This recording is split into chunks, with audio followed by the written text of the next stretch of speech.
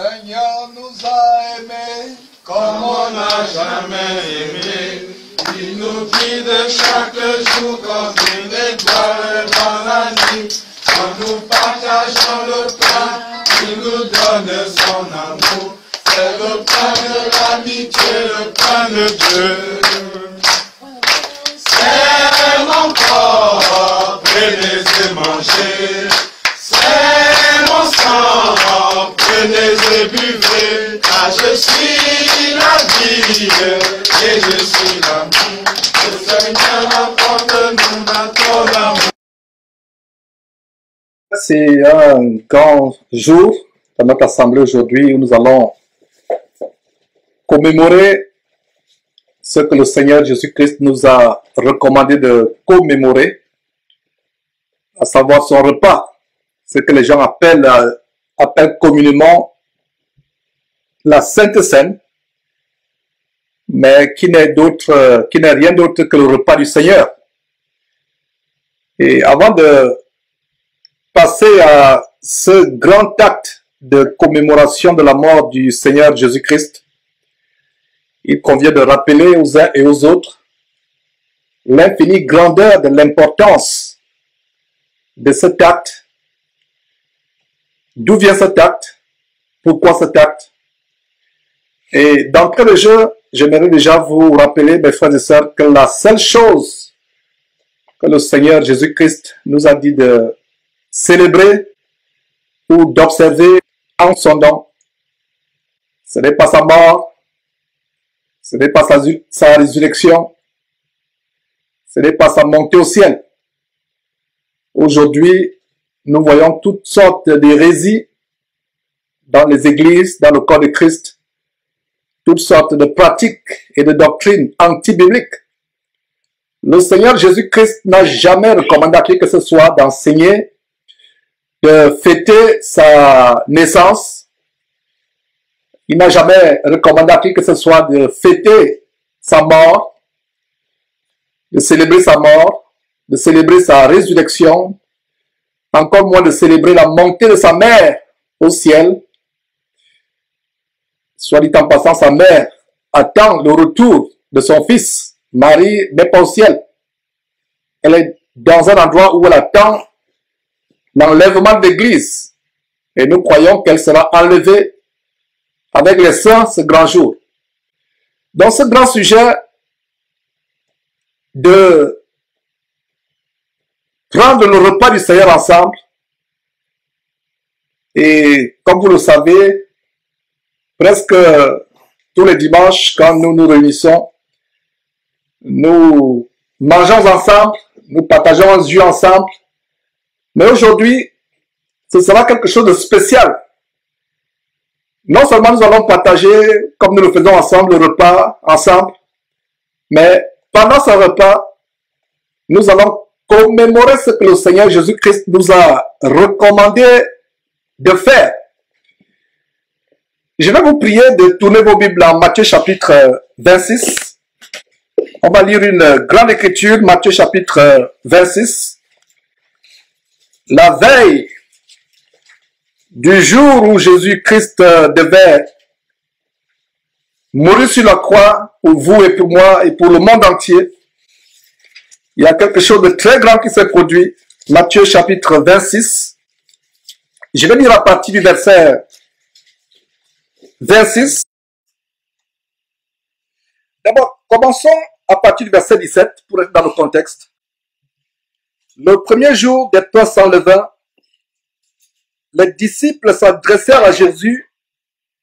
Les disciples s'adressèrent à Jésus pour lui dire: où veux-tu que nous te préparions le repas de la Pâque? Dans le verset 17 nous montre comment le Seigneur Jésus lui-même a observé les ordonnances que Dieu avait données à Moïse à célébrer la Pâque.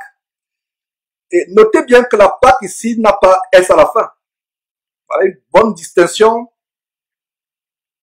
qui mérite d'ouvrir une parenthèse. Quand vous voyez Pâque dans la Bible, la Pâque c'est avec sans S, la Pâque. Maintenant la Pâque humaine, la Pâque des hommes, la Pâque dénominationnelle, d'origine diabolique, où on fait la course aux œufs de Pâques. Il y a les lapins mystiques, je ne sais pas d'où ils sont venus avec cela. En tout cas, nous avons fait une vidéo qui vous montre les origines sataniques de la Pâque avec S.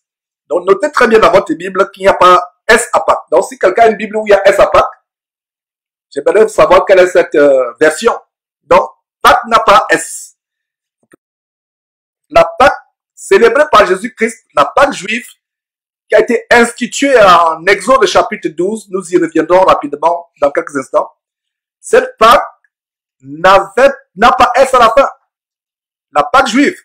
Et Jésus devait célébrer cette Pâque. Il devait observer cette Pâque. Lui-même, il disait qu'il n'était pas venu pour abolir la loi de Moïse, mais pour l'accomplir. Et nous allons voir par la Pâque, la véritable Pâque de Jésus-Christ, parce que Jésus-Christ est notre Pâque. Ce n'est plus la Pâque qui était symbolisée par l'agneau dans Exode chapitre 12 au temps de Moïse, quelques jours avant la sortie d'Israël. Notre Pâque aujourd'hui n'est plus un agneau ou un veau. Jésus-Christ lui-même est notre Pâque. Et nous allons voir que Jésus étant notre Pâque, il a fallu que lui-même observe d'abord la Pâque juive. La Bible appelle notre Seigneur Jésus-Christ l'agneau de Dieu qui ôte les péchés du monde. L'agneau immolé. Et vous pouvez voir dans Apocalypse chapitre 5 comment l'agneau Jésus-Christ va vers Dieu pour prendre le livre qui était de la main de Dieu. Voilà encore un bon chapitre pour vous montrer la distinction entre Jésus-Christ et Dieu son Père. Un bon chapitre qui vous montre que Jésus-Christ n'est pas en même temps son propre Père et son propre Fils. Mais il est Fils de Dieu, il est l'agneau de Dieu. Donc la veille de sa mort sur la croix, où il devait s'offrir en sacrifice comme un agneau sans tache, sans défaut, en sacrifice pour nos péchés, il fallait d'abord lui-même qu'il accomplisse la loi des Juifs. À la Pâque juive, sans S. La Pâque juive sans S. Donc, je vais lire à partir du verset 17. Le premier jour des pains sans levain, les disciples s'adressèrent à Jésus pour lui dire, où veux-tu que nous te préparions le repas de la Pâque? Donc, c'était le repas. Il répondit, allez à la ville, chez un tel, et vous lui direz, le maître dit, mon temps est proche. Je ferai chez toi la Pâque avec mes disciples. Encore Pâque sans S.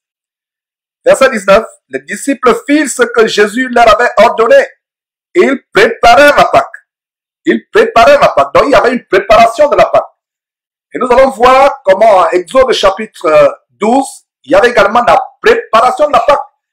Et aujourd'hui, nous voyons des aberrations abominablement abominables, anti-bibliques dans les églises où la Pâque, c'est des biscuits. Je vais dire la Sainte Seine, ce qu'on appelle communément la Sainte Seine, mais qui est le repas du Seigneur. Il y a des centaines de petits gobelets en plastique avec du jus de raisin. Il y a les petits morceaux de biscuits. Ça n'a rien à voir avec la Pâque biblique. Ça n'a rien à voir aussi avec le repas du Seigneur, selon que le Seigneur nous a recommandé d'observer ces choses. Nous allons montrer par la suite, point par point, comment les chrétiens préparent la Pâque, les détails, quel genre de vin, quel genre de pain. Et déjà, s'agissant de pain, je vais déjà vous dire qu'il ne s'agit pas de la baguette française. Et si vous avez dans vos églises, et quand je dis église, je ne parle pas des abominations, des dénominations, je parle des églises de maisons à travers le monde. Ça, c'est les véritables églises selon Dieu. Si dans une église, quelque part, à travers le monde, les gens prennent le pain levé, c'est-à-dire le pain avec la levure, avec le levain, ce n'est pas le pain avec lequel nous devons observer le repas du Seigneur selon Matthieu chapitre 26. Il y a une préparation, un type de pain. Donc aujourd'hui, avec notre culture occidentale ou africaine, quand un Français pense au pain, pour célébrer le repas du Seigneur, il va penser à la baguette, il va courir chez le boulanger du coin. Et l'Africain bantou d'Afrique centrale en passant le pain pourra aussi prendre un morceau de bobalon, de manioc. Non. C'est un type de pain. Donc il y a une préparation. Donc les disciples dirent à Jésus, où veux-tu que nous te préparions la Pâque? Donc il y a une préparation. Nous allons revenir là-dessus et c'est la même préparation qui se passe aujourd'hui. Quel type de vin? Quel type de pain? Est-ce la baguette? Est-ce un morceau de foufou? Je ne sais pas quoi. Non. Nous devons aller point par point dans la parole de Dieu. Donc ce n'est pas comme dans ces églises, comme je disais, fausses églises où c'est des morceaux de biscuits, les verres en plastique de jus, et on va voir point par point les étapes de la véritable observation du repas du Seigneur. Mais retournons à Matthieu chapitre 26, verset 18. Il, Jésus, répondit, allez à la ville chez un tel, vous lui direz, le maître dit, mon temps est proche, je ferai chez toi la Pâque avec mes disciples. Verset 19, les disciples firent ce que Jésus leur avait ordonné et ils préparèrent la Pâque. Encore préparation, il y a une préparation pour la Pâque. Et rappelez-vous, mes frères et sœurs, que Jésus-Christ est notre Pâque. La Pâque immolée, l'agneau de Dieu immolé, c'est Jésus-Christ. Verset 29, plutôt verset 20, le soir étant venu, il se mit à table avec les 12. Les 12 apôtres qu'il avait choisis parmi ses disciples. Donc le soir étant venu, il se mit à table avec les 12. Verset 21, pendant qu'il mangeait, il dit, je vous dis en vérité, l'un de vous me livrera. Il y a un détail ici, pendant qu'il mangeait. C'était un repas. Et je peux faire une parenthèse pour vous dire, mes frères et sœurs, que le repas du Seigneur, qu'on appelle généralement la Sainte Seine, ne peut pas se dérouler dans le cadre d'une dénomination avec des centaines de membres. Ça ne peut pas se passer dans un bâtiment avec la configuration que vous savez, l'hôtel de banc, les rangées de bancs. La véritable Sainte Seine, permettez-moi cette expression, j'utilise cette expression qui n'est pas biblique, pour que ceux qui ne sont pas familiers au repas du Seigneur comprennent de quoi il s'agit. Le monde appelle la Sainte Seine, et Seine vient de l'italien cena, qui signifie le repas du soir. Cena, Seine. Donc c'est un repas. Alors, le détail ici, c'est que Jésus mangeait avec ses disciples. Donc, dans les églises, soi-disant, entre guillemets, mais pas des véritables églises, ils prennent des morceaux de biscuits, tout simplement. Il y a des plateaux avec des petits gobelets en plastique qu'on distribue. Ce n'est pas ce que nous lisons ici.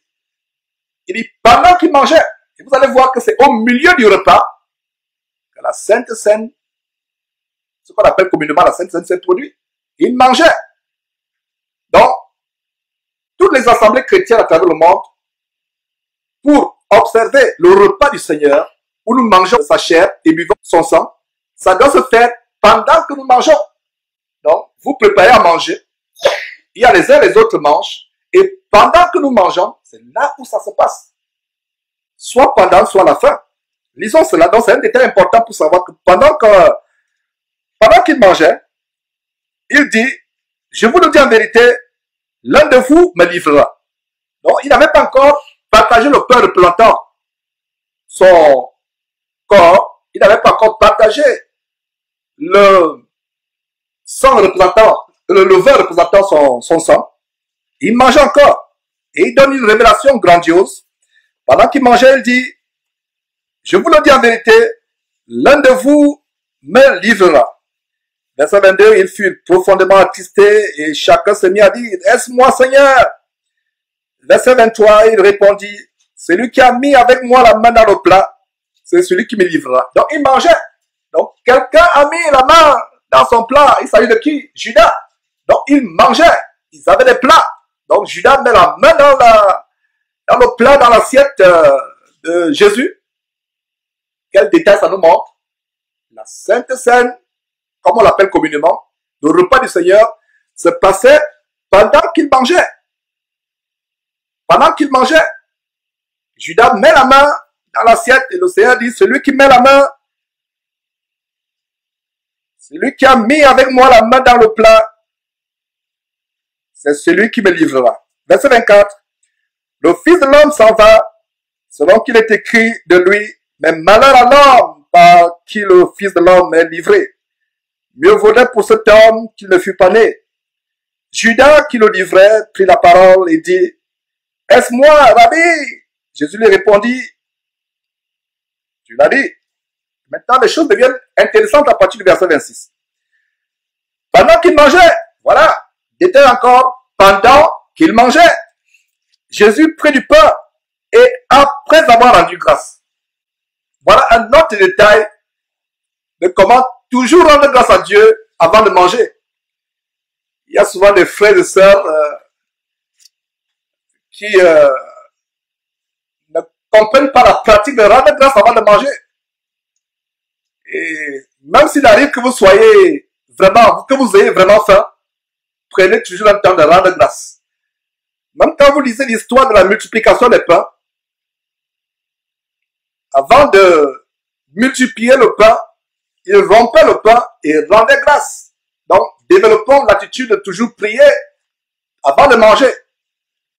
Beaucoup ont échappé au poison en priant avant de manger. Parce que quand vous remerciez Dieu pour ce que vous mangez, même si ça contient poison, même si ça contient l'impureté, aucun mal ne vous arrivera. Donc, développons cette attitude. Bien ne faut pas être négligent, soit par fatigue, soit par on a faim, on n'a pas le temps, on a des choses à faire, on oublie de prier. Développons toujours cette attitude de rendre grâce. Donc, voilà notre détail. Donc, il rendit grâce. Alors, pendant qu'il mangeait, Jésus prit le pain et après avoir rendu grâce. Il n'a pas rendu grâce après. Il n'a pas rendu grâce pendant qu'il avait la bouchée dans la bouche. Non. Il a rendu grâce avant. Donc, après avoir rendu grâce, il le rompit. Et le rompi ici nous donne déjà la préfiguration de ce qui devait arriver, qui devait lui arriver à lui-même, le lendemain, sur la croix. Donc, après avoir rendu grâce, il a rendu grâce à qui? À lui-même. Il a rendu grâce à Dieu. Il a rendu grâce à Dieu. Voilà encore un bon détail qui nous montre que Jésus-Christ n'est pas en même temps son propre Père et son propre Fils. Jésus ne priait pas lui-même. Il rendait grâce à celui qui est supérieur à lui, à celui qui est plus grand que lui, Dieu son Père. Donc, il rend grâce à Dieu, il dit, merci mon Père pour ce pain que tu donnes aujourd'hui. Et c'est un privilège d'avoir du pain. Et pour ceux qui sont dans les maisons, ils n'ont jamais expérimenté la faim, le frigidaire étant toujours rempli, la cave de vin étant toujours bien fournie, ils pensent que c'est donné. Mais nous, véritables chrétiens, nous devons comprendre que si nous avons à manger, c'est une grâce. Ce n'est pas votre travail qui vous donne à manger. Ce n'est pas votre salaire qui vous donne à manger. Ce n'est pas votre force ou votre intelligence qui vous donne à manger. Il y a des gens qui sont intelligents. Il y a des gens qui ont tous les attributs, mais qui sont malades. Ils ne peuvent pas travailler pour avoir ce pain. Il y a d'autres personnes, il a tout ce qu'il faut, mais il est anorexique. Cette maladie diabolique qui consiste à vous faire perdre l'appétit. Il y a d'autres qui ne peuvent pas manger, malgré le fait que la maison est remplie de viande. Ils ne peuvent pas manger parce qu'ils ont un cancer de la bouche, un cancer de la langue. D'autres même ont des maladies telles que la langue ne sent pas le goût. La langue devient insensible au goût. Donc, j'ouvre une parenthèse pour dire, mes frères et sœurs, que nous devons rendre grâce à Dieu chaque fois que nous avons du pain, ou du vin, ou de la boisson. Nous rendons grâce à Dieu. C'est une grâce d'avoir à manger. Donc, après avoir rendu grâce, il le rompit et le donna aux disciples en disant, prenez, mangez, ceci est mon corps. Voilà, ceci est mon corps. Donc, chaque fois que nous réunissons et que nous voulons observer ces choses, sachant que le repas que nous mangeons n'est pas un simple pain. Et nous allons vous donner les détails de la préparation de ce pain, très brièvement. Et je pense que il serait intéressant que les sœurs fassent une vidéo sur comment on prépare le pain avec lequel nous observons le repas du Seigneur. Nous commémorons le repas du Seigneur. Les stratégies, comment faire ce pain, ce serait intéressant. Encore, ce n'est pas la baguette du boulanger du coin. C'est même intéressant que vous faites vous-même votre pain. Une sœur nous a préparé le pain aujourd'hui, nous a préparé le pain. Ce serait mieux que nous-mêmes, nous ayons notre pain. Ce serait intéressant de voir une sœur qui prépare le pain avec non seulement les mains pures, mais avec un cœur pur, en parlant ma langue. Quel plaisir de voir comment la sœur fait ce pain, en chantant les cantiques, en parlant la langue, en étant joyeux. Je n'aimerais pas qu'on prenne un pain qui a été fait par le boulanger du coin. Vous ne savez pas s'il est un sodomite ou un bandit ou un voleur. Il va faire du pain. Vous allez peut-être dire que j'exagère, mais nous devons être prudents. Faisons nous-mêmes notre pain. Faisons notre pain. Si c'était possible, faisons même notre vin aussi. Mais je vais d'abord insister sur le pain. Parce que le pain, c'est le corps du Seigneur Jésus-Christ. Et ce pain a des propriétés telles que nous allons voir. C'est un pain sans levain. Il n'y a pas de levure. Chaque fois que vous voyez le mot levain dans la Bible, ça fait référence à la levure. Le levain est le symbole de l'impureté, de la saleté, de la putréfaction, de la souillure. Pour ceux qui ne savent pas, la levure est faite avec les bactéries. Et les bactéries, c'est quoi? C'est des organismes morts en putréfaction. Et pour ceux qui prennent la bière, il y a même des pratiques de fabrication de bière classique. C'est le cas ici au Texas. J'ai regardé une vidéo où pour faire la bière locale, très tôt le matin, ils vont dans leur usine, entre guillemets, pour faire fermenter la bière, il faut qu'ils se raclent la gorge et crachent dans la bière pour la fermenter. Alors, voilà, ils fermentent la bière et donc plus il y a les bactéries, plus la fermentation est bonne. Ça peut vous choquer, mais pour ceux qui ne le savaient pas, il y a de la saleté, il y a de l'impureté, il y a des bactéries dans la levure, même les levures chimiques. Allez vous dire, mais Georges, j'achète ma levure au rayon de Walmart. Ce n'est qu'une pourrie qui est à l'intérieur. Je me dis, ma soeur, mon frère, la levure a des bactéries chimiques invisibles. Il y a des maladies à partir de cette levure. L'infection à la levure, c'est une maladie vénérienne, sexuellement transmissible, qui ont ce genre de bactéries. Dans la levure, il y a l'impureté. Et vous allez comprendre pourquoi, quand nous allons lire la recommandation de Dieu à Moïse, à Exode chapitre 12, comment faire le pain sans levain. Parce que le levain est synonyme de l'impureté, de la souillure, de la saleté. C'est pour ça que le Seigneur Jésus disait à ses disciples de se tenir éloignés du levain des pharisiens. Du levain des pharisiens. Parce que dans le levain, dans la levure, il y a la saleté, il y a l'impureté. Alors, en préparant la commémoration du repas du Seigneur, ce qu'on appelle communément la Sainte Seine, nous devons nous assurer que notre pain n'a pas de levure. Notre pain n'est pas levé. Et vous devez faire votre pain très vite. Parce qu'il y a mon épouse qui me disait qu'il y a des recettes où vous n'avez pas la levure, mais vous devez faire le pain très rapidement, 15 minutes, 18 minutes, pas plus. Votre farine pétrie, il n'y a pas de levure, mais si vous dépassez un certain nombre de minutes, 15 minutes, 18 minutes après, la levure automatiquement se dépose. Quelle était ma conclusion? Ma conclusion, c'était que même l'air ambiant dans votre cuisine, l'air ambiant peut faire déposer des germes, des microbes et fermenter votre pâte. Donc, il y a une manière de préparer le pain de telle manière que il n'est pas levé. Il n'est pas levé. Continuons avec la parole de Dieu. Donc, verset 26, on retourne à Matthieu chapitre 26, verset 26. Pendant qu'il mangeait, Jésus prit du pain et après avoir rendu grâce, il le rompit et le donna aux disciples en disant, venez manger, ceci est mon corps.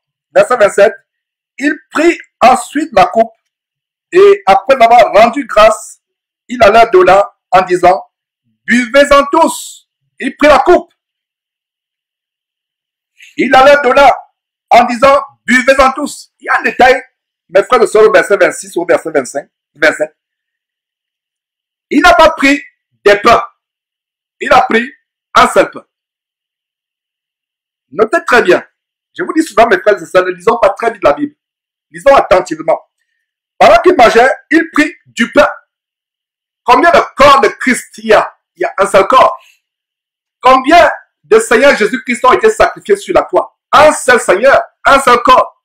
Jésus n'avait pas plusieurs corps. D'où vient donc que dans les églises, entre guillemets, les gens prennent des milliers ou des centaines de petits biscuits différents des uns des autres? Cela n'est pas biblique. Quand nous prenons le repas du Seigneur, sur la base de ce verset nous dit le pain.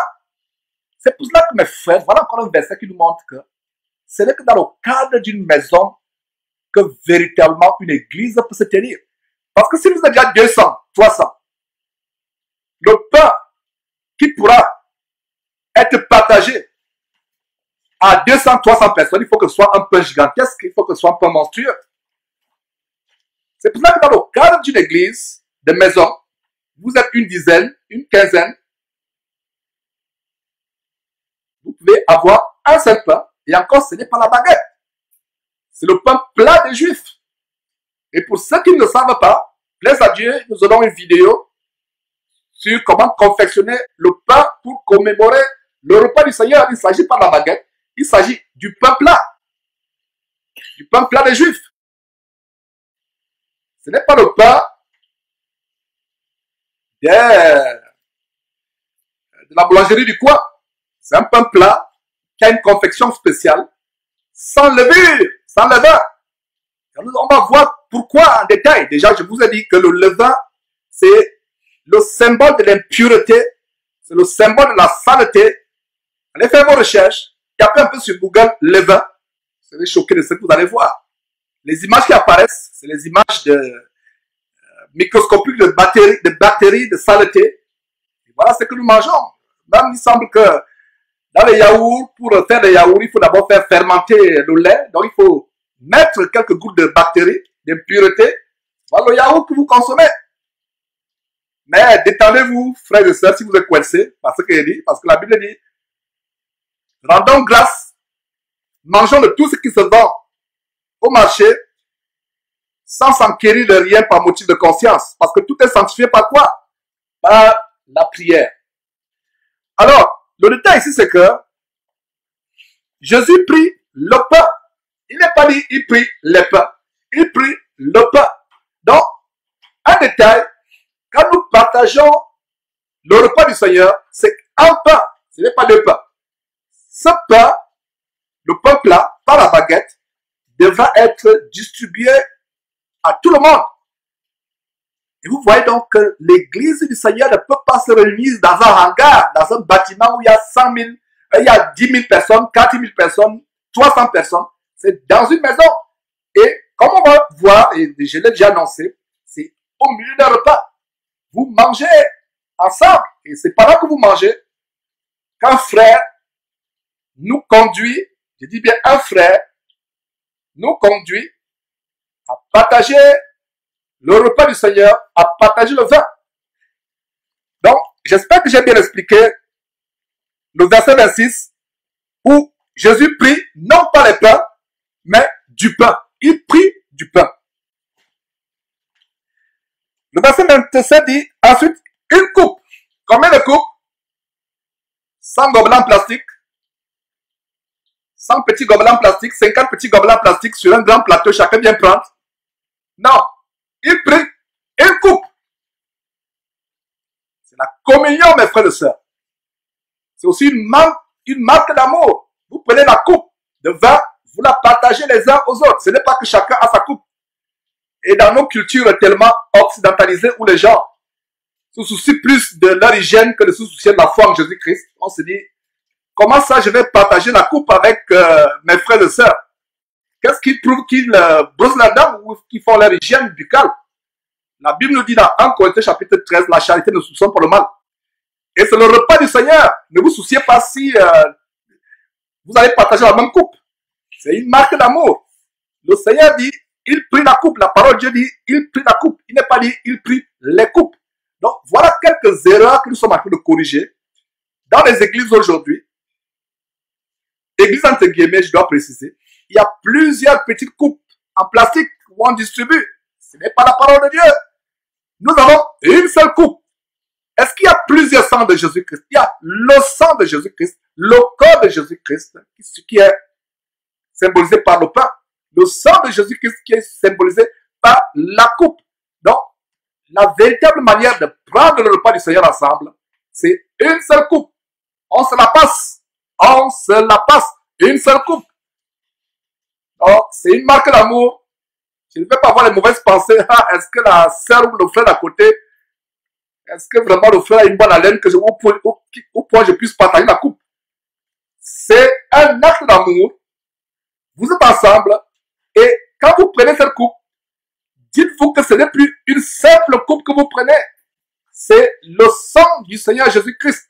Quand vous prenez ce pain, dites-vous que ce n'est plus un simple pain que vous prenez.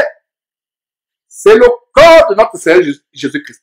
Et nous allons voir plus tard, à 1 Corinthiens chapitre 11, comment prendre indignement le repas du Seigneur peut entraîner les maladies, les infirmités et même la mort. Si vous prenez indignement, parce que si vous prenez le pain du Seigneur en ne discernant pas que ce n'est pas un simple pain qui est devant vous, vous mangez un jugement contre vous-même. C'est la mort que vous attirez sur vous, c'est la maladie que vous attirez sur vous. Si vous buvez ce vin sans discerner mentalement qu'il ne s'agit plus d'un simple vin, mais qu'il s'agit du sang du Seigneur Jésus-Christ versé pour vous, cela peut produire la mort, la maladie ou l'infirmité. C'est la raison pour laquelle, avant de manger ce corps, ce pain qui est le corps de notre Seigneur Jésus-Christ, discernez très bien que ce n'est plus un simple pain qui sera devant vous. Avant de boire la coupe qui passera tout à l'heure, discernez très bien que ce n'est plus une simple coupe, mais c'est quoi? C'est le sang de Jésus-Christ qui est devant nous aujourd'hui. Ça, c'est comment discerner physiquement qu'il ne s'agit plus d'un simple pain ou d'un simple vin, mais il s'agit du corps du Seigneur et du sang du Seigneur. Première chose. Deuxième chose, et le frère a insisté la dernière fois sur comment nous préparer à prendre ce pain. Ne venez pas prendre ce pain étant chargé de péché. Parce que c'est un jugement que vous attirez contre vous-même. L'apôtre Paul, comme on va dire tout à l'heure, nous montre comment plusieurs sont morts, ont été malades, ont été infirmes, en mangeant le repas du Seigneur étant rempli de péché. C'est un jugement contre soi-même. Alors, si manger le corps de Jésus-Christ, symbolisé par ce pain, et boire le sang de Jésus-Christ, symbolisé par ce vin, apporte la maladie, la mort et l'infirmité si on le boit indignement, à plus forte raison, mes frères et sœurs, ce corps et ce sang nous apporteront la santé, la délivrance, la guérison des infirmités, la délivrance des maladies, tout le prenons dignement. Je reprends. Si vous prenez le corps de Christ, vous mangez le corps de Christ indignement, vous buvez le corps de Christ indignement, ça vous apporte la mort, la maladie ou l'infirmité. Maintenant, supposez que vous le preniez dignement comme la Bible le recommande, ça apporte la délivrance, la guérison. Il y a des frères et sœurs qui ont confessé, qui ont témoigné comment ils ont été guéris, délivrés de l'infirmité. À cause de quoi? À cause de la manière par laquelle ils ont mangé. Voilà. Les grandes choses que nous allons voir. Alors, verset 27, il prit ensuite une coupe, pas plusieurs coupes. Donc, frères et sœurs, aujourd'hui, c'est une coupe. Nous allons la partager. Il n'y aura pas de mouchoir pour essuyer la partie où la personne a mis les lèvres. Nous allons la partager. Et il n'y aura pas que tu observes très bien où la sœur ou le frère met les lèvres et tu tournes pour boire. Là où on n'a pas mis les lèvres. Ça ne marchera pas parce qu'à la 10e personne, toutes les lèvres vont toucher le pourtour de de la coupe. Et ne vous précipitez pas vous dire que non, je vais boire la première personne. Le frère Sostel qui va nous conduire tout à l'heure, sera au choix. Nous connaissons la nature humaine. Et nous exposons cette nature humaine afin que nous soyons comment transformés par le renouvellement de notre intelligence. Je n'aurais jamais dans ma vie pensé que je pouvais partager une coupe avec une personne autre que mon épouse. Mais une fois que je suis en Christ, je vois mon frère, je vois ma soeur, surtout quand nous partageons. Il n'est pas dit maintenant que tous les jours vous allez partager les jus ensemble, etc. Non, nous parlons du repas du Seigneur. Parce que ce n'est plus une simple coupe que nous avons. Donc, oubliez les lèvres sur la coupe. Nous devons savoir qu'une fois que nous partageons ce vin et ce pain, ce n'est plus un simple vin, ce n'est plus un simple pain. Voilà, pain et vin. Alors, car ceci est mon sang, le sang de l'alliance qui est répandu pour plusieurs pour la rémission des péchés. Il y a même également la rémission des péchés. La rémission des péchés. Je vous dis, verset 29, je vous le dis, le Seigneur Jésus termine en disant, je vous le dis, je ne boirai plus désormais de ce fruit de la vie jusqu'au jour où j'en boirai du nouveau avec vous dans le royaume de Dieu. Dans le royaume de Dieu. Il y a un détail ici, la parole de Dieu parle du produit de la vie. Et quand on parle de vin, qui représente le sang de Jésus-Christ, il s'agit du produit de la vie. Et je ne m'aimerais pas soulever un débat, parce qu'il y a certaines personnes qui pensent que c'est un jus. Si vous allez prendre votre jus, ou pour les Africains, le jus d'oseille, le jus du bissap, ce n'est pas le sang de Jésus-Christ. Il s'agit du produit de la vie. Et sur la base de 1 Corinthiens chapitre 11, nous allons voir qu'il s'agit du vin. Le vin, c'est le produit de la vie qui est fermenté. Maintenant, il ne s'agit pas d'aller prendre un vin qui a un taux d'alcool au point où, dès que vous sentez seulement, vous commencez à avoir les vertiges. Non, ayons de la considération les uns et les autres. Généralement, ce que nous recommandons, c'est que, puisqu'il y a des frères et sœurs qui sont allergiques même à une seule goutte d'alcool, prenons un vin où le taux d'alcool est presque inexistant. Si on peut trouver même un vin où le taux d'alcool est zéro, tant mieux. Mais il faut que ce soit du vin, pas du jus. Parce que le vin, c'est la vie, c'est le produit de la vie. Le fruit de la vie, c'est le vin. La vie, ce n'est pas le jus. Ce n'est pas un jus qui est un rouge, on ne sait même pas ce que c'est. Comme il disait, si c'est les Africains, ça devient le bissap que vous prenez. Si vous êtes Camerounais, vous prenez maintenant le top grenadine. Ce n'est pas ça. Ça peut nous faire sourire, mais il y a des églises où on a pris du top grenadine, du jus de grenadine, ou du jus du bissap sénégalais, ou du jus du biscus, ou d'oseille. Ça peut vous faire sourire, il y a des frères qui l'ont fait. Dans les églises, nous prenons le fruit de la vie, du vin. C'est du vin que nous prenons. Maintenant, par considération les uns avec les autres, pour ne pas scandaliser les uns ou les autres, parce que là, il y a un débat d'opinion dans les églises.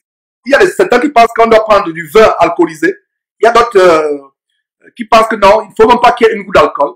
Ça, c'est maintenant au niveau des opinions.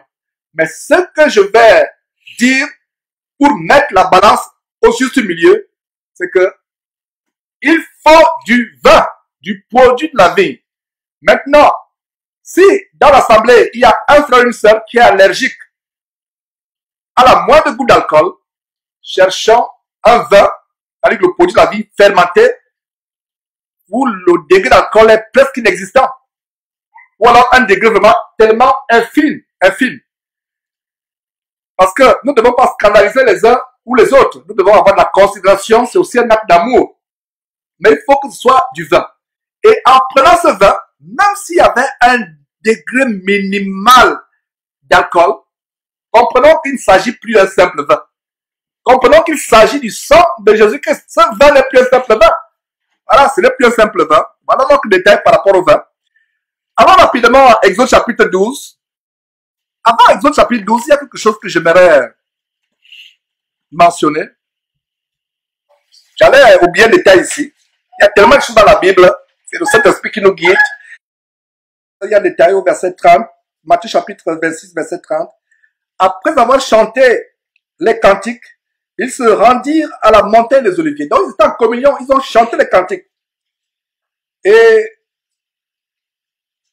nous voyons, comme je vous ai annoncé, Exode chapitre 12, d'où le repas du Seigneur célébré en Matthieu chapitre 26 prend sa source. Et vous connaissez comment Dieu a fait sortir puissamment son peuple d'Égypte, son peuple Israël d'Égypte, après 400 ans d'esclavage. Par la main puissante, les a fait traverser la mer Rouge à sec, les a mis à l'abri des 10 plaies qu'il envoyait sur les Égyptiens à cause de la rébellion, de l'endurcissement du cœur de Pharaon. Comment ils sont sortis puissamment d'Égypte. Je vous recommande de lire tout le livre d'Exode pour en savoir plus. Mais aujourd'hui, pour les besoins de notre enseignement, nous allons voir comment la Pâque a été instituée. N'oubliez pas que Jésus-Christ est notre Pâque. Et nous voyons que cette Pâque, Jésus étant l'agneau de Dieu qui ôte le péché du monde, cette Pâque a été instituée en Exode chapitre 12. Nous pouvons lire, l'Éternel dit à Moïse, donc c'est une instruction de Dieu à Moïse. Ça a été établi par Dieu. Donc l'Éternel dit à Moïse, ce n'est pas Moïse lui-même qui a pris l'initiative d'instituer cela. C'est un détail très important, verset 1. L'Éternel dit à Moïse et à Aaron, dans le pays d'Égypte, ce mois-ci sera pour vous le premier des mois. Il sera pour vous le premier mois de l'année. Parlez à toute l'assemblée d'Israël et dites, nous sommes au verset 3, Exode chapitre 12, verset 3, parlez à toute l'assemblée d'Israël et dites, le 10e jour de ce mois, on prendra un agneau pour chaque famille, un agneau pour chaque maison. Un agneau, voilà, un seul agneau. Je parlais du pain tout à l'heure, un seul pain, représentant le corps de Jésus-Christ. Un seul agneau, un seul agneau. Verset 4, si la maison est trop peu nombreuse pour un agneau, on le prendra avec son plus proche voisin. Selon le nombre de personnes, vous compterez pour cet agneau d'après ce que chacun peut manger. Ce sera un agneau sans défaut, mâle, âgé d'un an. Vous pourrez prendre un agneau ou un chevreau.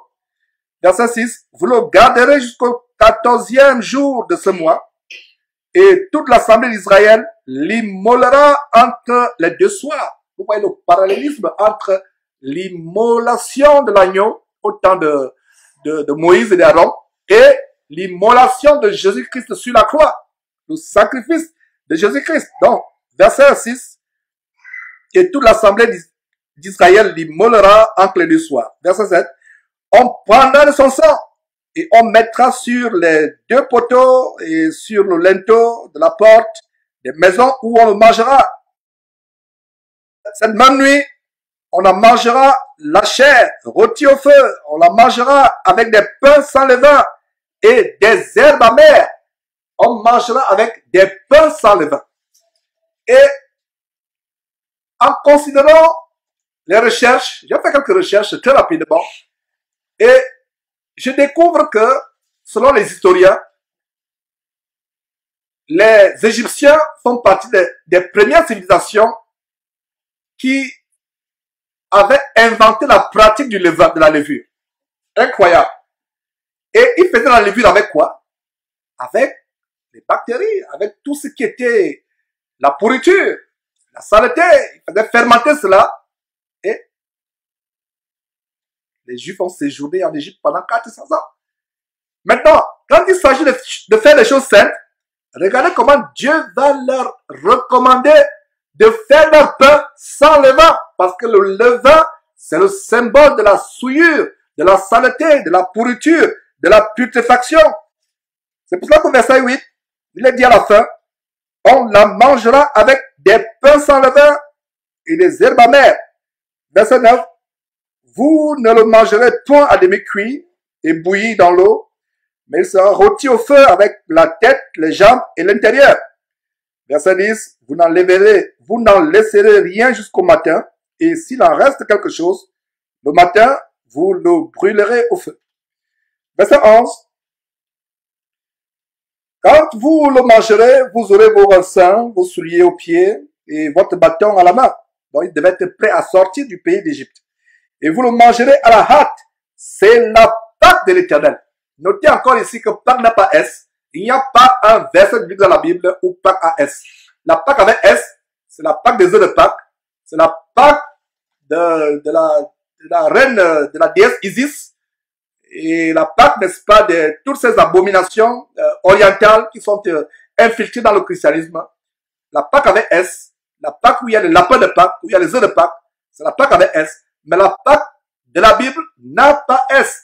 Et le Seigneur dit ici à Moïse, l'Éternel Dieu, le Seigneur Dieu dit à Moïse, c'est la Pâque de l'Éternel. Voilà où la Pâque, la véritable Pâque qui est Jésus-Christ est instituée. Des centaines et des centaines d'années avant, des siècles avant. Verset 12, cette nuit-là, je passerai dans le pays d'Égypte et je frapperai tous les premiers-nés du pays d'Égypte, depuis les hommes jusqu'aux animaux, et j'exercerai des jugements contre tous les dieux, notez bien, contre tous les dieux, pour dignité satanique de l'Égypte. Je suis l'Éternel. Je suis l'Éternel. Et le verset 13 continue. Le sang vous servira de signe sur les maisons où vous serez.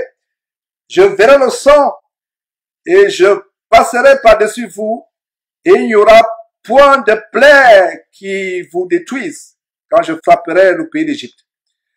Verset 14. Vous conserverez le souvenir de ce jour et vous le célébrerez par une fête à l'honneur de l'Éternel. Vous le célébrerez comme une loi perpétuelle pour vos descendants.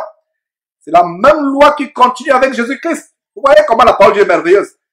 C'est une loi perpétuelle. Mais aujourd'hui, il ne s'agit plus d'aller prendre un agneau, parce que ceux qui continuent à célébrer la Pâque juive crucifient, piétinent la crucifixion de Jésus-Christ, crucifient, piétinent, crachent sur l'œuvre grandiose de rédemption et de salut accomplie par Jésus-Christ sur la croix. Donc, en célébrant la Pâque, si vous allez prendre un morceau, si vous allez prendre un chevreau, un agneau, vous rendez la mort de Jésus-Christ vaine. Il y a encore des chrétiens qui se judaïsent, qui observent la Pâque juive. Allez suivre encore ce documentaire qu'on a fait sur le mur de lamentation, les chrétiens qui retournent au judaïsme, qui embrassent les coutumes juives.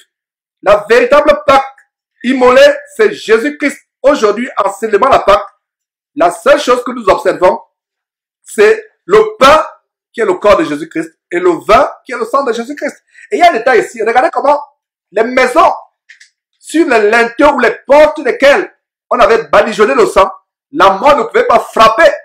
Quel bonheur aujourd'hui de savoir que le sang de Jésus, quand nous le prenons dignement par cette coupe que nous allons boire tout à l'heure, ça éloigne la mort de nos maisons. Incroyable, frères et sœurs.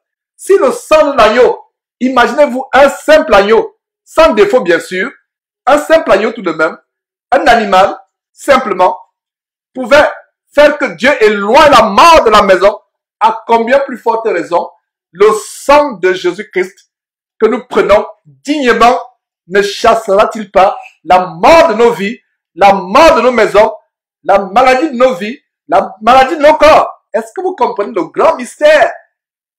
Le sang de l'agneau était tellement puissant pour épargner la mort des Juifs qui étaient en Égypte. Qu'en est-il du sang, pas d'un animal, mais le sang merveilleux de Jésus-Christ, un sang précieux, sans défaut, sans tache, le sang du Fils de Dieu?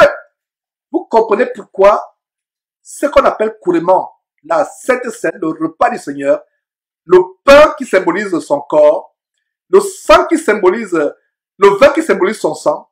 Vous voyez comment ça nous apporte la délivrance de la mort. Qu'un sorcier ait envoyé la maladie contre toi, la mort contre toi, si tu prends le sang de Jésus-Christ, comme on le prend tout à l'heure, le vin, symbolisé par le vin, ça te délivre de la mort. Et vous pouvez lire par la suite, et il y a un détail avant de sortir de là, verset 19. Pendant 7 jours, il ne se trouvera point de levain, il ne se trouvera point de levain dans vos maisons, car toute personne qui mangera du pain levé sera retranchée de l'assemblée d'Israël, que ce soit un étranger ou un indigène. Ouais, au verset 8 de ce même chapitre, chapitre 12 d'Exode, il devait manger le pain sans levain. Non seulement il devait s'abstenir du levain, quand il mangeait ce pain, le pain sans levain, le verset 19 va même plus loin en disant que pendant 7 jours, il ne se trouvera point de levain dans vos maisons. Et déjà à ce niveau, vous comprenez pourquoi le Seigneur a dit qu'il ne doit pas avoir de levain dans leur maison pendant 7 jours. C'était un moment exceptionnel où il devait se purifier. Donc le levain ne devait pas se trouver dans leur maison. Et le levain, la levure d'origine bactérienne, symbolisant l'impureté, la souillure, la saleté, la putréfaction, la levure ne devait même pas se trouver dans leur maison. Vous comprenez donc pourquoi, quand les vrais chrétiens prennent le vrai repas du Seigneur, ils prennent un pain sans levain, en symbole. Derrière ce pain sans levain, nous avons l'absence d'impureté, l'absence de souillure, l'absence de saleté. Voilà le symbole derrière le pain sans levain. Et regardez la punition drastique à ce niveau au verset 19, à savoir que si on trouvait le pain avec le levain, avec la levure dans la maison, la personne devait être retranchée, bannie de l'assemblée d'Israël. C'était une punition drastique, n'est-ce pas? Donc vous comprenez pourquoi notre pain aujourd'hui ne doit pas avoir de levain. C'est un symbole. Et non seulement physiquement, le pain que nous mangeons, quand nous commémorons ce qu'on appelle la Sainte Seine, le repas du Seigneur, ne doit pas avoir le levain, mais aussi n'ayons pas de levain dans notre cœur. Parce que ça ne sert à rien qu'une des sœurs nous prépare un bon pain juif comme au temps de Jésus. C'est possible d'avoir des pains comme au temps de Jésus, avec une pierre. Parce qu'il y a des pierres même, où vous pouvez trouver des pierres comme des pierres juives, où vous pouvez mettre ce genre de pierre, ou soit dans votre cour arrière, sur le feu de bois. Même il y a même des pierres sur lesquelles vous pouvez faire ce pain et mettre dans votre four, afin d'avoir un pain plat. Et donc, ce pain ne doit pas avoir de levure. Donc, ça sert à quoi que vous preniez un pain qui n'a pas de levure, qui n'a pas de levain, mais s'il y a le levain dans votre cœur, s'il y a la levure dans votre cœur, c'est pour ça que le Seigneur Jésus disait à ses disciples, méfiez-vous du levain des pharisiens. Allez lire le chapitre 23 de Matthieu, vous allez voir qu'est-ce qui caractérise les pharisiens.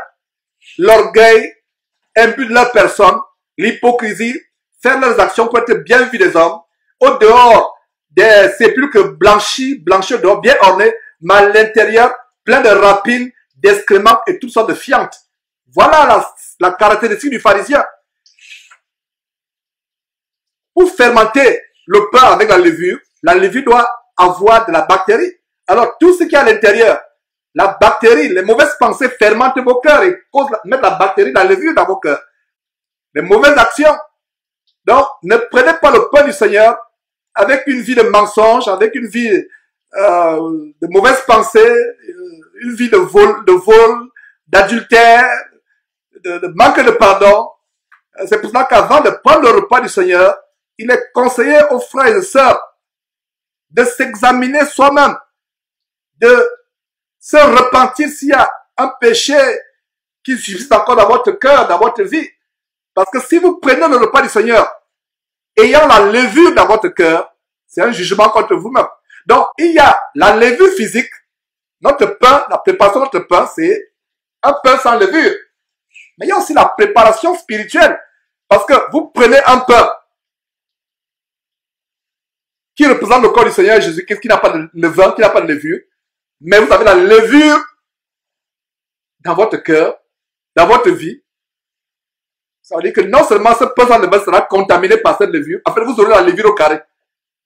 Vous allez contaminer ce pain, et ce pain, sur la base de 1 Corinthiens chapitre 11 apporte l'infirmité, apporte la maladie, la mort, au lieu d'apporter la guérison. D'ailleurs, nous pouvons lire à 1 Corinthiens chapitre 10, verset 16, très rapidement, tout simplement. La coupe de bénédiction que nous bénissons, n'est-elle pas la communion au sang de Christ? Le pain que nous rompons, n'est-il pas la communion au corps de Christ? Voilà un bon verset, 1 Corinthiens chapitre 10, verset 16, qui nous montre que cette coupe que nous allons bénir, que le frère Sosthène va bénir tout à l'heure, cette coupe, c'est la communion avec le sang. Vous faites un avec le sang de Jésus-Christ. Quelle merveille! 1 Corinthiens chapitre 10, verset 16, la coupe de bénédiction que nous bénissons, n'est-elle pas la communion au sang de Christ? Vous faites un avec le sang de Jésus-Christ. Donc, quand vous allez prendre ce vin, ce n'est plus simple coupe qui sera devant vous. Vous entrez en communion avec le sang de Jésus-Christ. Et le pain que nous allons rompre, que le frère va rompre tout à l'heure, nous allons partager, ce ne sera plus un simple pain. Par ce pain, nous entrons en communion avec le corps de notre Seigneur Jésus-Christ. Nous formons un. Nous formons déjà spirituellement un avec le Seigneur Jésus-Christ, avec les autres frères et sœurs en Christ à travers le monde. Mais c'est un symbole qui renforce encore cette communion. Donc, nous établissons véritablement cette communion avec le Seigneur Jésus-Christ quand nous allons prendre ce pain. Nous établissons la communion avec Jésus-Christ quand nous allons prendre ce sang. Ça veut dire que le sang de Jésus-Christ, nous devenons un avec ce sang. C'est pour ça qu'après avoir pris le repas du Seigneur, selon ce que nous sommes en train de partager, vous sortez de là, vous n'êtes plus la même personne. Ce n'est pas comme à l'époque, on le prenait de manière rituelle dans l'abomination catholique dans laquelle j'ai passé les premières 20 années de ma vie. Et vous voyez comment les gens prennent ce morceau de biscuit, ils se concentrent, vous avez l'impression qu'ils sont constipés, qu'ils se mettent à trembler, ils pensent qu'il y a un mystère derrière. Ils ne comprennent rien. Il y a d'autres personnes, quand la personne prend ce morceau de biscuit, lèche même les miels qui tombent de manière rituelle. Un bon pharisien, ils ne savent même pas ce qu'il y a derrière. Je faisais partie de ces gens-là. J'étais là tellement pieux, j'avais l'impression que c'est quelque chose d'extraordinaire. Que j'étais dans l'ignorance. Mais aujourd'hui, nous comprenons véritablement que le véritable pain que nous partageons, qui symbolise le corps de Jésus-Christ, c'est un pain sans levain. Ce n'est pas un morceau de biscuit, c'est un pain petit, la farine, mais sans levain. Et le sang, c'est le vin que nous prenons. Vous pouvez aussi lire ce détail en Luc chapitre 22, verset 19, où le Seigneur Jésus donne la recommandation de faire cela en mémoire de lui. Luc chapitre 22, verset 19. Ensuite, Jésus-Christ, prit du pain et après avoir rendu grâce, il le rompit et le leur donna en disant, ceci est mon corps qui est donné pour vous, faites ceci en mémoire de moi. Vous pouvez aussi lire la suite. Donc, c'est le seul passage. Ce passage nous montre comment nous devons observer ces choses en mémoire. C'est comme ce qu'on a lu en Exode chapitre 12, verset 14, que ce devait être une fête à l'honneur de l'Éternel, une célébration comme une loi perpétuelle pour vos descendants. Et c'est la même chose qui se passe aujourd'hui, que nous continuons, que nous poursuivons. Donc Jésus dit, faites ceci en mémoire de moi, en mémoire de moi. Donc nous le faisons en mémoire du Seigneur Jésus-Christ. Terminons par 1 Corinthiens chapitre 11. Je vous annonçais 1 Corinthiens chapitre 11 et je vous disais que c'est effectivement le verset sur lequel je m'appuie pour montrer qu'il s'agit du vin. Il ne s'agit pas du jus, il s'agit du vin quand nous prenons la Sainte Seine. Et nous aurons aussi un autre détail qui nous montre comment nous devons prendre le repas du Seigneur au milieu d'un repas normal que nous prenons, par exemple, nous, dans cette église, tous les dimanches, au milieu d'un repas normal. Alors, 1 Corinthiens chapitre 11, Voilà un bon passage, un bon chapitre pour voir la manière exacte de célébrer le repas du Seigneur. Donc, communément, on parle de la Sainte Seine, mais bibliquement parlant, c'est le repas du Seigneur. Pourquoi utiliser la Sainte Seine? C'est pour la compréhension des frères qui sont encore là à comprendre. Ça passe plus quand on dit Sainte Seine. Mais en fait, ce n'est pas ce que la Bible dit. La Bible parle du repas du Seigneur. Donc, désormais, j'aimerais que les frères et sœurs s'habituent plus à l'expression repas du Seigneur. Alors, verset 17, en donnant cet avertissement, nous sommes à 1 Corinthiens chapitre 11, verset 17, en donnant cet avertissement, ce que je ne loue point, c'est que vous vous assemblez non pour devenir meilleurs, mais pour devenir pire. Paul commence par un reproche à l'église de Corinthe. Allez lire le chapitre 5 de 1 Corinthiens pour voir le niveau de débauche, de prostitution, d'impudicité, débauche sexuelle qui avait atteint l'église de Corinthe. C'est au point où les gens allaient avec les concubines de leur père, commettant ainsi non seulement l'adultère, mais l'inceste. C'était grave, mes frères et sœurs. Et Paul reprend cette église tellement désordonnée, où les femmes priaient sans se voir la tête, où les femmes chahutaient. Pendant qu'on enseigne, elles parlent, elles chahutent. Et Paul règle beaucoup de détails de cette église. S'il y a un mot qui caractérise l'église de Corinthe au temps de Paul, c'est le désordre. Et s'il y a un autre mot, c'est la débauche sexuelle. Paul règle beaucoup de détails. Par exemple, au chapitre 11, justement, à partir du verset 3, Paul montre comment les femmes doivent prier et en se voilant la tête. Parce que la femme qui prie, la tête non couverte, déshonore Dieu. De même, Paul donne des instructions pour les hommes en leur disant que vous ne devez pas vous couvrir la tête. Parce qu'au temps de Corinthe, c'est un chrétien qui était venu à Christ n'ayant pas abandonné leur coutume ancestrale ou les pratiques idolâtres de divinités étrangères qu'ils avaient soi-disant abandonnées. Ils continuaient à prier en se couvrant la tête. On a l'exemple, par exemple, des adeptes du dieu Dagon. Allez lire l'histoire du roi Saül, quand il a été décapité, sa tête a été placée dans le temple du dieu Dagon. Et les adeptes du dieu Dagon portaient un chapeau qui avait la forme d'un poisson. Allez faire la comparaison avec le chapeau que les cardinaux ou les papes portent. Et c'est les descendants des adorateurs de Dagon, et donc divinité.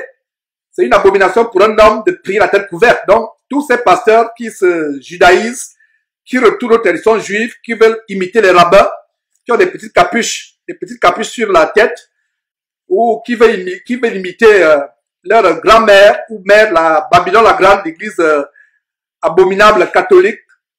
Ils ont des chapeaux sur la tête. Donc, Paul reprend l'église de Corinthe, dit, il n'est pas bienséant pour un homme de prier la tête couverte. Parce qu'un homme qui prie la tête couverte déshonore son chef, et le chef de l'homme au final, chef de l'homme et de la femme au final, c'est Dieu. Donc un homme qui prie en se couvrant la tête, ayant une capuche, une casquette, une chéchia, un béret sur la tête, déshonore Dieu au final. De même, une femme qui prie la tête non couverte déshonore Dieu au final. Et le mot déshonorer est synonyme d'injurier, d'insulter. Donc voilà quelques détails sur l'église de Corinthe, et Paul corrige ces choses. Et non seulement il y avait le désordre, la rébellion aux ordonnances de Dieu, il y avait la débauche sexuelle, et nous voyons en détail ici la gloutonnerie et l'ivrognerie pendant qu'ils partagent le repas du Seigneur. Incroyable. Donc le verset 17 dit, en donnant cet avertissement, ce que je ne loue point, donc Paul ne les louait pas, ce que je ne loue point, c'est que vous vous assemblez non pour devenir meilleurs, mais pour devenir pires. Quand les chrétiens se rassemblent, comme nous le faisons chaque dimanche, nous ne faisons pas cela pour devenir, de plus vous assemblez, le plus pire vous devenez. Non. Nous nous édifions, nous nous améliorons, nous abandonnons certains péchés que nous avons du mal à abandonner. C'est ça le but pour lequel nous nous réunissons. Le verset 18 dit, et d'abord, j'apprends que lorsque vous vous réunissez en assemblée, il y a parmi vous des divisions, et je le crois en partie. Les divisions viennent du fait qu'il y a des soupçons, des calomnies, des mauvaises paroles, etc. Donc, quand nous prenons ce repas, nous devons nous débarrasser de ces choses. Le frère Sostel me donnait un témoignage d'une église, il y a quelques jours, il a participé à leur Sainte Seine. Comment de manière spontanée, avant même de prendre le repas du Seigneur, de prendre ce pain, de boire ce vin, les frères ont commencé à confesser leurs péchés de manière prompte, de manière inopinée, improvisée. Chacun disait vraiment, sœur, j'avais ceci contre toi, frère, j'avais ceci contre toi. Et quand il m'a donné ce témoignage, j'étais tellement béni. Voilà comment les frères, avant de partager le repas du Seigneur, se sont levés et chacun confessait ses péchés. Demandez pardon à tel, oh sœur, depuis là vraiment, j'avais des mauvaises pensées, tu m'avais blessé avec ceci, oh frère, tu m'avais blessé avec cela. Et voilà comment ils sont repentis et ensuite, ils ont mangé le corps du Seigneur, ils ont bu le sang du Seigneur. Et il y a eu de la joie après, et des délivrances après. Donc nous nous réunissons, non pas pour nous diviser, non pas pour devenir pire, mais pour devenir meilleurs. Verset 19. Car il faut qu'il y ait aussi des sectes parmi vous, sectes ou divisions, afin que ceux qui sont approuvés soient reconnus comme tels au milieu de vous. Verset 20. Lorsque donc que vous vous réunissez, ce n'est pas pour manger le repas du Seigneur. Voilà, manger le repas du Seigneur. Car quand on se met à table, chacun commence par prendre son propre repas. Voilà, donc c'est un repas. Voilà un détail qui nous montre aussi que le repas du Seigneur, ce que les gens appellent communément la Sainte Seine, ça se prend au milieu d'un repas. Donc c'est la raison pour laquelle l'église véritable du Seigneur Jésus ne peut se tenir que dans les maisons. Ce n'est pas dans les bâtiments ou les hangars. C'est dans la maison, on mange, chacun son assiette, on a des plats, nous mangeons, et c'est pendant que nous mangeons que nous allons également prendre le repas du Seigneur. Donc voilà le détail qu'il mangeait. Donc quand on se met à table, ils se mettent à table, chacun commence par prendre son repas, son propre repas, et l'un a faim, et l'autre est ivre. Voilà. L'un avait faim parce qu'il y avait les autres qui étaient gloutons, ils avaient tellement tout pris qu'il ne restait plus pour les autres. Et l'autre est ivre. Donc il y avait l'ivrognerie et la gloutonnerie. Quelle église terrible que fut celle de Corinthe. La démon sexuelle, la rébellion, les femmes qui prient sans se voiler la tête, les hommes qui prient avec les bérets de Dagon sur la tête, les chapeaux, les casquettes de Dagon et d'autres divinités sataniques. Il y a l'ivrognerie, il y a la gloutonnerie. Alors que 1 Corinthiens chapitre 13, l'apôtre Paul dit, la charité ne cherche pas son propre intérêt. Ce serait mieux que les frères et sœurs prennent les meilleurs morceaux, les meilleures portions, et rendent grâce à Dieu pour cela. N'oubliez pas que si vous voulez être premier au ciel, soyez le dernier parmi les frères. Voilà, il y a des murmures dans les assemblées. Je rends grâce à Dieu de ce que nous n'avons pas de tels murmures ici avec nous. Tels les autres ont mangé, ils ont tout mangé, on n'a rien eu. Les autres ont eu les meilleurs morceaux, nous on n'a rien eu. On a eu vraiment que des os. Ça vous fait rire. Mais j'ai expérimenté les choses là, comme ça dans les assemblées. Il y a eu des assemblées chrétiennes, il y a eu des bagarres à cause de la nourriture. Les gens bagarrent après. Sur la boisson. Ils se bagarrent. Combien de bouteilles de bière sont restées? D'abord, qu'est-ce que les bouteilles de bière font pendant que les gens célèbrent le repas du Seigneur? Il y a des églises, mes frères et sœurs. Je ne sais pas, qu'en est-il de vous, mais j'ai eu de terribles expériences dans les abominations que j'ai fréquentées par le passé. D'autres, même après la Sainte Seine, disent, allons célébrer ça dans une boîte de nuit, le soir. Incroyable. Alors que c'est le moment où vous devez être dans le recueillement, dans la piété. Ce n'est pas que vous avez, le jour où vous prenez la Sainte Seine, une vie pieuse devant les frères. Il y a d'autres personnes, quand vous les voyez prendre la Sainte Seine, vous les voyez, ils sont tellement, vous avez l'impression de voir un ange qui est descendu du ciel devant vous. Mais lundi, le lendemain, lundi, la personne prend son manteau d'impudique, de pécheur, de menteur, de voleur ou de prostituée. Ne faisons pas cela, mes frères et sœurs. Donc, verset 21, car quand on se met à table, chacun commence par prendre son propre repas et l'un a faim, tandis que l'autre est ivre. Nous devons nous assurer que tout le monde a à manger. L'un a faim, l'autre est ivre. Donc, le vin qui était pour le repas du Seigneur était devenu pour eux maintenant un moyen d'être ivre. Voilà un détail que ce vin avait de l'alcool. Mais ce vin n'est pas pour que vous deveniez ivre. Ce vin, c'est pour commémorer le sang de Jésus-Christ. Ce n'est pas que s'il y a une coupe, vous buvez les 7 dixièmes de la coupe Vous seul. Non, vous serez ivre si le taux d'alcool n'est pas minime. Verset 22. N'avez-vous pas de maison pour y manger et boire? Donc, il bagarrait sur la nourriture. Ou méprisez-vous l'église de Dieu? Je rends grâce à Dieu de ce que de telles choses ne se passent pas ici. C'est-à-dire que méprisez l'église de Dieu. Et faites-vous honte à ceux qui n'ont rien. Que vous dirai-je? Vous louerai-je? En cela, je ne vous loue point. Voilà la réprimande que Paul leur donne de la part de Dieu, leur apporte de la part de Dieu. Verset 23. Car j'ai reçu du Seigneur. Paul ne dit pas qu'il a reçu de lui-même. Verset 23. Car j'ai reçu du Seigneur ce que je vous ai enseigné, c'est que le Seigneur Jésus, dans la nuit où il fut livré, rappelez-vous que quand ils ont chanté les cantiques, comme on a vu à Matthieu chapitre 26, après avoir pris ce repas, après avoir pris ce pain qui était son corps, bu ce vin qui était son sang, ils ont chanté les cantiques et ils sont allés au mont des Oliviers.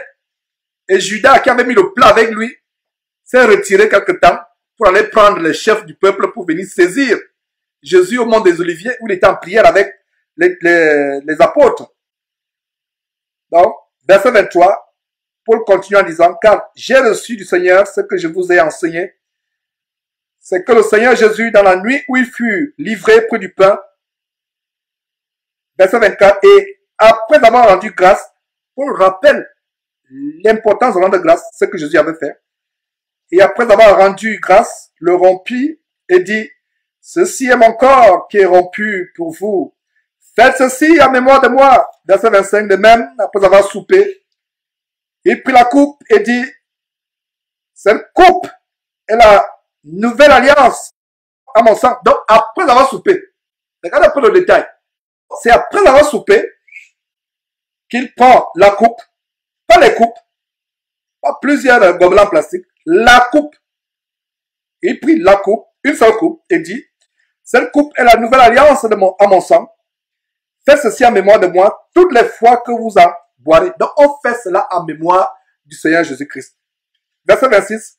Car toutes les fois que vous mangez ce pain et que vous buvez cette coupe, vous annoncez la mort du Seigneur jusqu'à ce qu'il vienne. Jusqu'à ce qu'il vienne. Voilà l'importance de manger le corps du Seigneur Jésus-Christ et de boire le sang du Seigneur Jésus-Christ. Nous annonçons sa mort. Et sa mort apporte la vie. Sa mort apporte la délivrance. Verset 28. Que chacun donc s'éprouve soi-même et qu'ainsi il mange du pain et boive de la coupe. Nous devons nous éprouver. Vous ne pouvez pas venir seulement vous asseoir là, manger ce pain, boire ce vin, sans vous éprouver. Que chacun s'éprouve lui-même. Verset 29. Car celui qui mange et boit sans discerner le corps du Seigneur, mange et boit un jugement contre lui-même.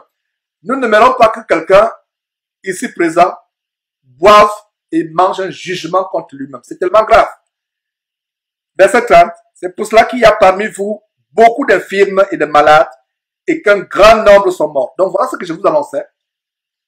Vous mangez sans discerner. Vous mangez sans vous éprouver.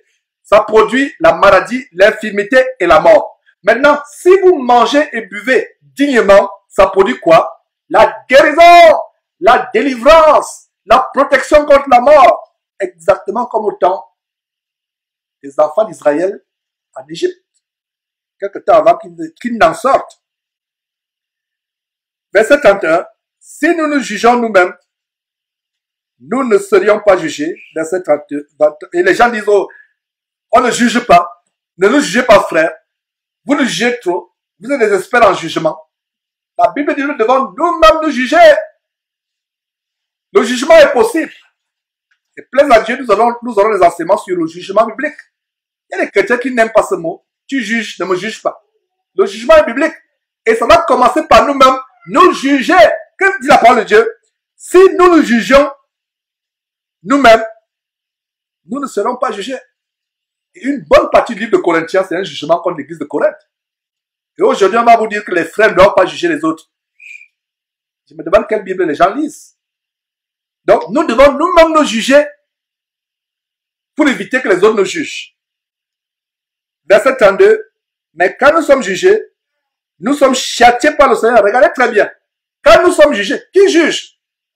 Ta conscience est la première personne qui va te juger. Allez lire encore 1 Corinthiens chapitre 5 au sujet de l'homme qui sortait avec la femme de son père. Paul dit, même étant absent, il a déjà jugé celui qui a commis un tel acte. Que le méchant soit ôté du milieu de nous, dit l'apôtre Paul. Il a déjà jugé, même étant absent. Et vous allez dire qu'on ne doit pas juger. Je ferme la parenthèse. Donc, si nous nous jugeons nous-mêmes, verset 31, nous ne serions pas jugés. Verset 32. Quand nous sommes jugés, nous sommes châtiés par le Seigneur. Donc, toute personne que nous jugeons, qui ne se repent pas, la Bible nous donne la révélation ici que cette personne est châtiée. Lisez très bien. J'espère que je lis pas mal ce verset. Quand nous sommes jugés, nous sommes châtiés. Donc, évitons que nous soyons l'objet de jugement. Quelle est la première personne qui nous juge? C'est nous-mêmes avec notre conscience. Donc, jugeons nous-mêmes notre propre conscience, notre propre vie. Voilà. Mais quand nous sommes jugés, nous sommes châtiés par le Seigneur afin que nous ne soyons pas condamnés avec le monde. Verset 33. Ainsi, mes frères, lorsque vous vous réunissez pour le repas, attendez-vous les uns les autres. Si quelqu'un a faim, qu'il mange chez lui, afin que vous ne vous réunissiez pas pour attirer un jugement sur vous. Je réglerai les autres choses quand je serai arrivé. Donc, voilà quelques détails, mes frères et sœurs, que je voulais partager sur la Sainte Seine. Qu'est-ce que la Sainte Seine? Les bienfaits de la Sainte Seine, pour dire plutôt le repas du Seigneur. Nous devons discipliner nos intelligences et nos bouches pour parler, bibliquement parlant, en disant plutôt le repas du Seigneur, au lieu de Sainte Seine, repas du Seigneur. Donc, quels sont les bienfaits du repas du Seigneur et quelles sont les conséquences quand nous ne prenons pas ce repas dignement, sans nous éprouver, sans nous juger nous-mêmes. Et aussi, quel genre de pain que nous devons avoir. J'ai mis l'accent sur comment nous devons nous assurer que le pain que nous partageons n'a pas de levain. Soit le levain chimique, la levure chimique, soit toutes sortes de levures. Et qu'en même temps que le pain que nous prenons n'a pas de levure chimique pour le faire gonfler, assurons-nous aussi que nous n'avons pas de levain dans notre chair, dans notre cœur, dans nos pensées. Que Dieu nous bénisse au nom de Jésus-Christ.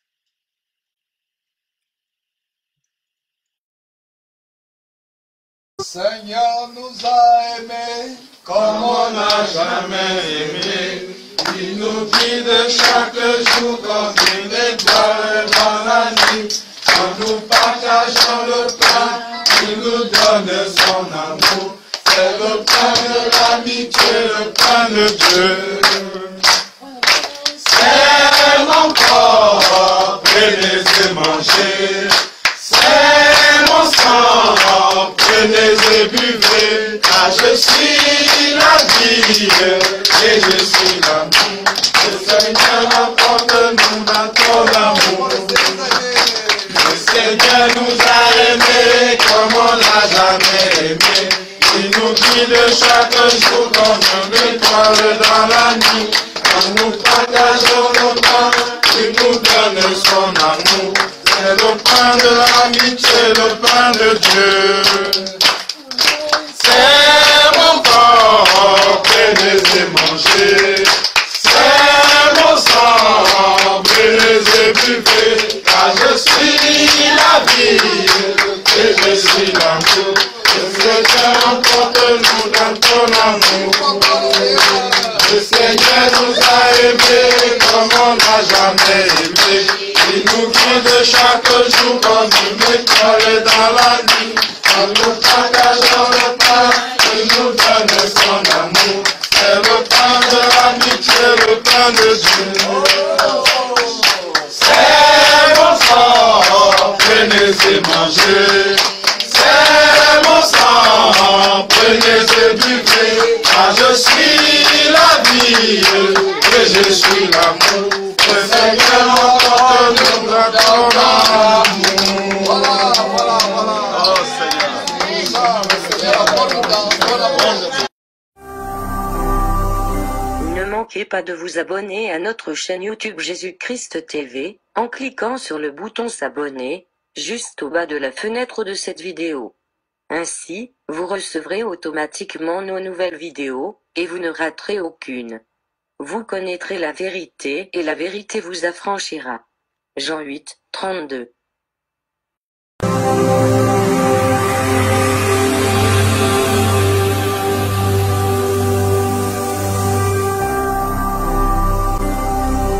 Jésus-Christ TV, vous connaîtrez la vérité et la vérité vous affranchira.